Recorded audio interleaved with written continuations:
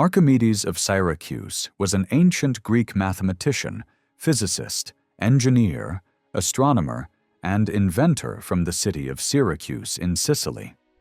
Though little is known about his life, his surviving writings show that he was one of the greatest scientists of classical times and among the most brilliant mathematicians in history. Long before modern calculus existed, Archimedes used ideas similar to infinitesimals and methods of exhaustion to prove important geometric results. He calculated the area of a circle, the surface and volume of a sphere, the area of an ellipse, and even the space under a parabola.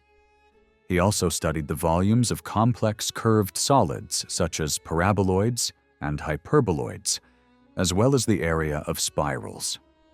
Archimedes also made major discoveries in mathematics by finding an accurate value for pi, studying the Archimedean spiral, and developing a system to represent extremely large numbers. He was one of the first to connect mathematics with physical science. His work on statics and hydrostatics led to the law of the lever, the use of the center of gravity, and the famous law of buoyancy known as Archimedes' principle. In astronomy, he measured the apparent size of the sun and estimated the size of the universe. He is also said to have created a device that modeled the movements of celestial bodies, possibly an early form of the Antikythera mechanism. Archimedes also designed machines such as the Archimedes screw for lifting water, compound pulleys, and war machines that helped defend Syracuse from attack. He died during the Roman siege of Syracuse when a soldier killed him, despite orders to spare his life. The Roman orator Cicero later wrote about finding Archimedes' tomb, which was decorated with a sphere and a cylinder, symbols of his favorite geometric discovery. While his inventions were admired in ancient times, Archimedes' mathematical writings were less known. They were studied by scholars in Alexandria, but were only gathered together centuries later, around 530 AD, by Isidore of Miletus in Constantinople. Commentaries written by Eutychius around the same time helped spread Archimedes' ideas. During the Middle Ages, his works were translated into Arabic in the 9th century and into Latin in the 12th, influencing scientists during the Renaissance and Scientific Revolution. In 1906, the discovery of the Archimedes palimpsest revealed new details about how he developed his mathematical ideas. The exact details of Archimedes' life remain uncertain. According to ancient writers, he was born around 287 BC in Syracuse, then a Greek city in Sicily. His father was named Phidias and was said to be an astronomer. Some ancient sources claim that Archimedes was related to King Hiero II of Syracuse, while others say he came from humble origins. It is unknown if he ever married or had children, or whether he visited Alexandria in Egypt. However, his writings to Alexandrian scholars such as Dositheus and Eratosthenes show that he had strong connections with the scientific community there. One of the most famous stories about Archimedes concerns a problem given to him by King Hiero II, known as the wreath problem. The king suspected that a goldsmith had mixed silver into a golden wreath meant for a temple, and asked Archimedes to find a way to prove it without damaging the wreath. According to later accounts, Archimedes noticed, while stepping into his bath, that the water rose as he sank into it. Realizing that the amount of water displaced was equal to the volume of his body, he saw how he could test the crown. Excited by his discovery, he supposedly ran through the streets shouting, "Eureka!" meaning, "I have found it." Archimedes compared the water displaced by the wreath to that displaced by equal weights of pure gold and silver. The wreath displaced more water than gold, but less than silver, proving that it was mixed with another metal. Another version of the story describes him using a balance scale submerged in water, applying the principle that an object in a fluid is buoyed up by a force equal to the weight of the displaced fluid. This principle, now known as Archimedes' principle, became one of the foundations of fluid mechanics.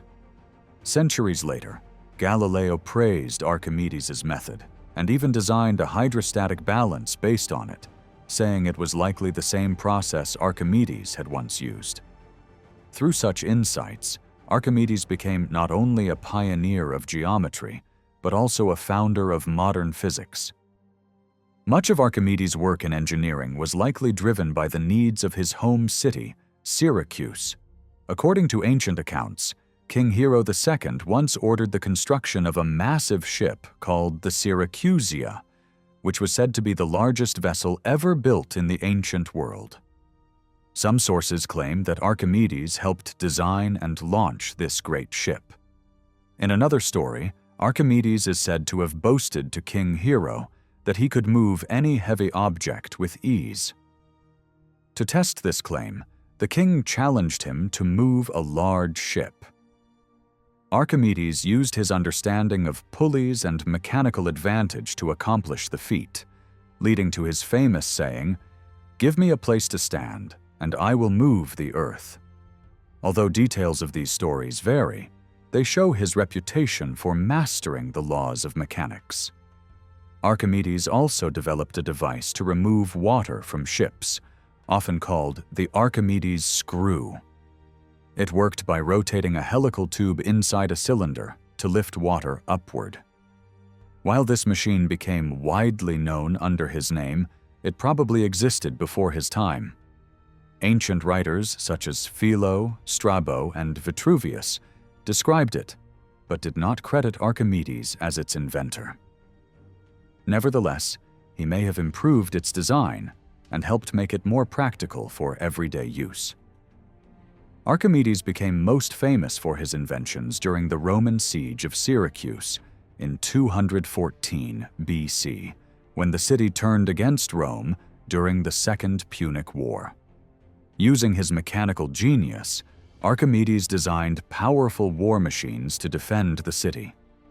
Ancient historians like Plutarch, Polybius, and Livy wrote that he built advanced catapults and cranes capable of lifting enemy ships out of the water and dropping them back down to sink them. These machines caused great damage and delayed the Roman capture of Syracuse for a long time. A later legend claimed that Archimedes used giant mirrors to focus sunlight on Roman ships, setting them on fire. While this story became famous, it is unlikely to be true. Early writers did not mention mirrors, and later experiments have shown that it would have been nearly impossible to ignite ships in this way. Still, the idea of Archimedes' heat ray captured imaginations for centuries, and scholars from the Renaissance onward debated whether it could have worked. Some modern experiments have succeeded under special conditions, but most historians view the story as myth rather than fact. When Syracuse finally fell to the Romans, Archimedes was killed during the chaos. Accounts of his death differ. One story says he was drawing diagrams in the sand when a Roman soldier approached and killed him, either because he refused to leave his work or because the soldier did not know who he was. In another version, Archimedes was carrying mathematical instruments when he was mistaken for someone holding valuable treasure. His famous last words, "Do not disturb my circles," are probably a later invention, but they reflect his devotion to his studies even at the moment of death. The Roman general Marcus Claudius Marcellus, who had ordered that Archimedes not be harmed, was deeply upset by his death. Marcellus valued Archimedes for his brilliance and took some of his scientific devices back to Rome, including 2 mechanical models that demonstrated the motion of the sun, moon, and planets. These machines may have used complex gears similar to those found in the Antikythera mechanism, discovered centuries later, which suggests that such advanced technology already existed in Archimedes' time. Years later, the Roman statesman Cicero visited Syracuse and found Archimedes' neglected tomb near one of the city gates. He had it cleaned and restored, revealing a carved image of a sphere and a cylinder, a reference to one of Archimedes' proudest mathematical discoveries, that the volume and surface area of a sphere are 2/3 those of the cylinder that encloses it. This design symbolized Archimedes' belief that pure mathematics was the highest form of knowledge, a fitting tribute to one of history's greatest minds. Although Archimedes is often remembered for his inventions, he was also one of the greatest mathematicians of the ancient world. He built on the work of earlier scholars and created new mathematical methods of his own, laying the foundation for what would later become calculus. His approach combined logic, geometry, and practical reasoning, allowing him to make remarkably precise calculations for his time. One of his main techniques was called the method of exhaustion, which he refined from the work of earlier mathematicians like Eudoxus. This method involved using a series of ever smaller or larger shapes to approximate the area or volume of curved figures, such as circles and spheres. In his work, Measurement of a Circle, Archimedes used this technique to prove that the area of a circle equals that of a right triangle whose base and height are equal to the circle's circumference and radius. To estimate the value of pi, he drew regular polygons both inside and outside a circle, doubling the number of sides each time until he reached 96 sided figures. Through this process, he calculated that pi was between 3.1408 and 3.1429, a result astonishingly close to the true value of 3.1416. He also used similar reasoning to approximate the square root of 3 with great accuracy.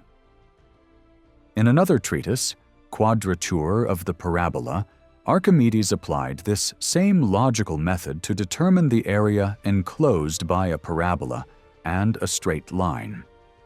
He discovered that this area is exactly 4/3 the area of a certain triangle inscribed within it. To explain his reasoning, he described the result as an infinite geometric series, essentially an early use of the idea of summing an infinite number of terms. This showed his deep understanding of limits and proportions, concepts that would not be formally developed until many centuries later. Using this technique, he also calculated the surface areas and volumes of spheres, cones, and ellipses, as well as the area contained within an Archimedean spiral. Archimedes also developed another powerful approach that combined geometry with physical reasoning. In the Method of Mechanical Theorems, he explained how he used the principle of the lever to find areas and volumes by imagining geometric shapes balanced on a scale. By comparing the weights of different shapes, he could reason about their relative sizes. He would first use this mechanical method to guess a result, and then confirm it rigorously with geometric proofs. This creative blend of physical intuition and logical deduction was unique in ancient mathematics. Another remarkable contribution from Archimedes was his work with extremely large numbers. In his book, The Sand Reckoner, he tried to calculate how many grains of sand it would take to fill the universe. Since the Greek number system was limited, he invented a new way of expressing huge quantities using powers of 10,000, which the Greeks called a myriad. Using this system, he was able to describe numbers as large as 8 times 10 to the power of 63, far beyond anything previously imagined. This showed that mathematical reasoning could handle infinite or astronomical scales, and demonstrated Archimedes' extraordinary imagination as both a thinker and a scientist.